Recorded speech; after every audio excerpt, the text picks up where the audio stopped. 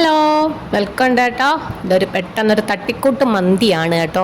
മന്തി എന്നൊക്കെ ഞാൻ ഇതിനെ വിളിച്ച മന്തി അടിപൊളിയായിട്ട് ഉണ്ടാക്കുന്ന ആൾക്കാർ എന്നെ വന്ന് വീട്ടിൽ വന്ന് തല്ലും എന്നുള്ളത് കൊണ്ട് ഞാനിതിന് പ്രത്യേകിച്ച് പേരൊന്നും പറയുന്നില്ല. പക്ഷെ ഞങ്ങൾ ഉദ്ദേശിച്ചത് മന്തി ഉണ്ടാക്കാനായിരുന്നു. തുടങ്ങിയപ്പോൾ ഈ മാഗി ക്യൂബ്സും വീട്ടിൽ തന്നെ ഉണ്ടായ ക്യാപ്സിക്കോ ഒക്കെ കണ്ടപ്പോൾ ഞാൻ കരുതി മന്തിയാക്കാം. അച്ഛൻ ബിരിയാണിക്ക് മേടിച്ചുകൊണ്ട് വന്ന മട്ടനാണ് ഞങ്ങൾ മന്തിയിലേക്ക് കൺവേർട്ട് ചെയ്തത്. ശരിക്കും മന്തിക്ക് വേണ്ടുന്ന 1-2 സാധനങ്ങൾ ഒഴിച്ചാൽ ബാക്കിയെല്ലാം ഉണ്ടായിരുന്നു. ഈ ശരിക്കും വേണ്ടുന്ന സാധനങ്ങളാണ് ശരിക്കും വേണ്ടിയിരുന്നത്. എന്തായാലും കുഴപ്പമില്ലാതെ ശരിയായി. അപ്പോൾ ഇഞ്ചി, വെളുത്തുള്ളി, തക്കാളി, പച്ചമുളക് ഇതെല്ലാം കൂടെ അരച്ച് അതിനകത്തോട്ട് മാഗി ക്യൂബ്സും 2 വേണമേ. 2 മാഗി ക്യൂബ്സും മുളക് പൊടി, മഞ്ഞൾപ്പൊടി, കുരുമുളക് പൊടി, ഗരം മസാലപ്പൊടി, പിന്നെ നമ്മൾ അരമുറി നാരങ്ങ നീരും നമ്മുടെ വീട്ടിൽ തന്നെ ഉണ്ടായ മല്ലിയിലയും.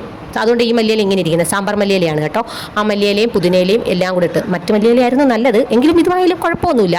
അങ്ങനെ ഈ മല്ലിയിലയും കൂടെ ഇട്ട് നന്നായിട്ട് അവിടെ തിരുമ്മി വെച്ചതിന് ശേഷം അരിഞ്ഞു വെച്ച ക്യാപ്സിക്കം സവാള ഇടാൻ മറക്കണ്ട കേട്ടോ.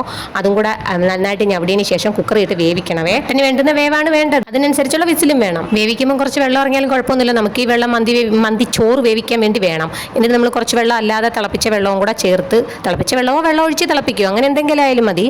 എന്തായാലും ഇരട്ടി വെള്ളമാണ് വേണ്ടത്. അരി എത്ര വെക്കുന്നു അതിൻ്റെ ഇരട്ടി വെള്ളം എന്തായാലും വെക്കണം. അതിനകത്തോട്ട് ഉപ്പും കുരുമുളകും ഏലക്കയും ഒരു കഷ്ണം മാഗി ക്യൂബ്സും കൂടെ ഞാൻ ചോറ് വേവിക്കുന്നതിലോട്ട് ഇടുന്നുണ്ട്. പിന്നെ കുറച്ച് ഓയിലും കൂടെ ഒഴിച്ചിട്ടാണ് ഞാൻ ചോറ് വേവിക്കാൻ വെക്കുന്നത്. വെക്കുന്നതിന് മുമ്പ് നമ്മൾ ഉപ്പ് നോക്കാൻ മറക്കരുത്.